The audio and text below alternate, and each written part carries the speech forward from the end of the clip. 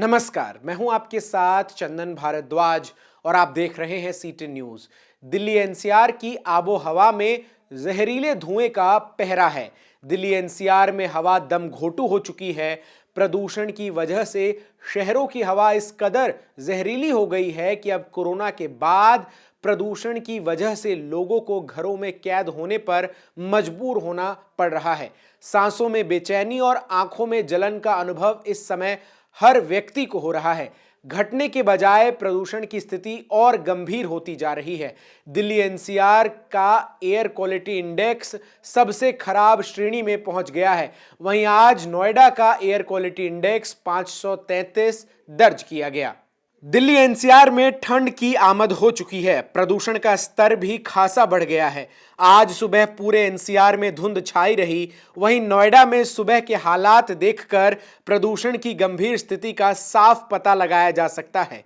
Delhi NCR के ज्यादातर इलाकों में कुछ मीटर दूर के बाद साफ दिखाई नहीं दे रहा। राजधानी समेत नोएडा, गाजियाबाद, गुरुग्राम जैसे शहरों की हवा की गुणवत्ता खतरनाक स्तर पर पहुंच गई है। SAFAR एजेंसी के अनुसार नोएडा का एयर क्वालिटी इंडेक्स 533 दर्ज किया गया, जो बेहद हानिकारक माना जा रहा है। दिल्ली के आसमान पर धुएं और धुंध की चादर छाई हुई है। गुरुग्राम का एयर क्वालिटी इंडेक्स भी 383 रहा। दिल्ली की एयर क्वालिटी भी बेहद खराब की श्रेणी में है। दिल्ली में अगले 2 दिनों तक एयर लॉक की स्थिति रहने वाली है और प्रदूषण भी कई गुना तक बढ़ सकता है। लोगों को घरों में रहने की सलाह दी गई है। वहीं दिल्ली के पर्यावरण मंत्री गोपाल राय ने प्रदूषण की गंभीर हालत को लेकर चिंता जताई। उन्होंने बताया कि पड़ोसी राज्यों में पराली जलाने की घटनाएं बढ़ रही है और पराली जलाने से होने वाले प्रदूषण का प्रभाव आज दिल्ली एनसीआर के ऊपर दिख रहा है। प्रदूषण का स्तर लगातार बढ़ रहा था, वो वेरी पुअर की कैटेगरी में है। दिल्ली में दिवाली के बाद जो प्रदूषण बढ़ा, उसमें मुख्य तौर पर 2 सोर्सेज का उसमें रोल रहा। पहला, दिवाली के दिन पटाखे जो जलाए गए, पटाखे के धुएं ने जो दिल्ली के आस पड़ोस के राज्यों में पराली जलाई जा रही है, खासतौर से पंजाब, हरियाणा और उत्तर प्रदेश में, उसके धुएं के साथ मिल करके दिल्ली के ऊपर एक स्मॉग की चादर जो है छाई हुई है। अभी भी पड़ोसी राज्यों में पराली जलने की घटनाएं लगातार जारी हैं।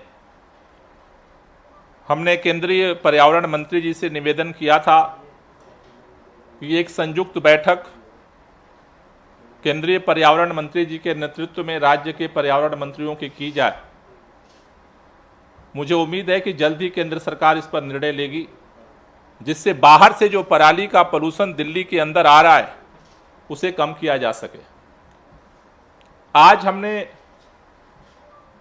जो निर्णय लिया है कि बाहर से जो पराली जल रही है उसे तो हम अभी नहीं रोक पा रहे हैं, लेकिन दिल्ली के अंदर जो जगह जगह ओपन बर्निंग है उसको रोकने के लिए पूरे दिल्ली के अंदर 11 नवंबर से 11 दिसंबर तक 1 महीने का ये सघन एंटी ओपन बर्निंग कैंपेन हम लॉन्च कर रहे हैं। दिल्ली एनसीआर और आसपास के कई इलाकों में इस समय वायु प्रदूषण काफी बढ़ गया है।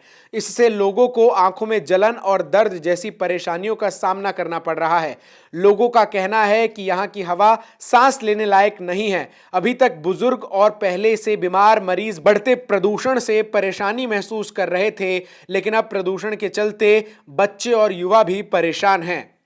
एयर क्वालिटी या एयर पोल्यूशन जो है वो बहुत सी हेल्थ प्रॉब्लम्स को क्रिएट करती है।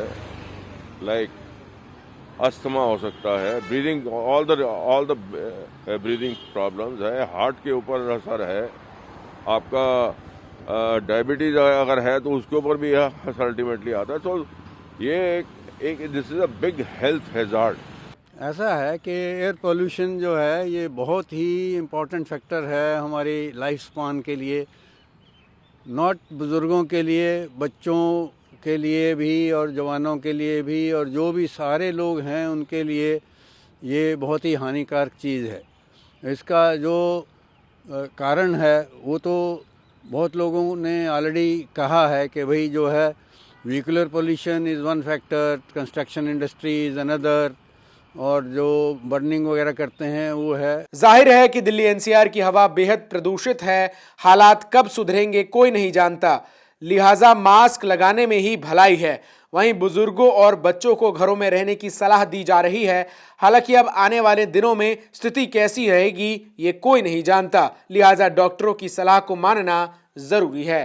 Bureau report, CTN news.